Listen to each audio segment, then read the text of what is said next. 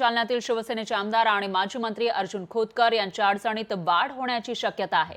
काही महिन्यांपूर्वी झालेल्या विधानसभा निवडणुकीमध्ये अर्जुन खोतकर यांनी चुकीच्या पद्धतीने अर्ज भरल्याचा आरोप काँग्रेसचे पराभूत उमेदवार कैलास गोरंट्याल यांनी केला आहे। तर अर्ज छाननीच्या वेळी खोतकर यांच्या उमेदवारी अर्जावर आक्षेप घेऊनही निवडणूक निर्णय अधिकाऱ्यांनी खोतकर यांचा उमेदवारी अर्ज रद्द न करता कायम ठेवला आणि त्यामुळे निवडणूक निर्णय अधिकाऱ्यांच्या निकालाविरोधात गोरंट्याल यांनी मुंबई उच्च न्यायालयाच्या संभाजीनगर खंडपीठामध्ये याचिका दाखल केल्याचं म्हटलंय।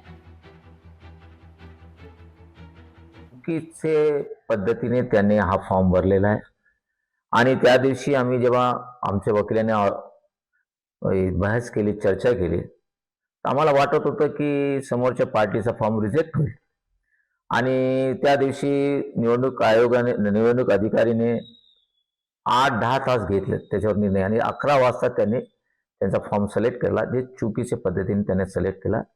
त्याला आव्हान देण्यासाठी आम्ही याचिका दाखल केली। लोकशाही मराठी ऐका, पहा, जागरूक रहा।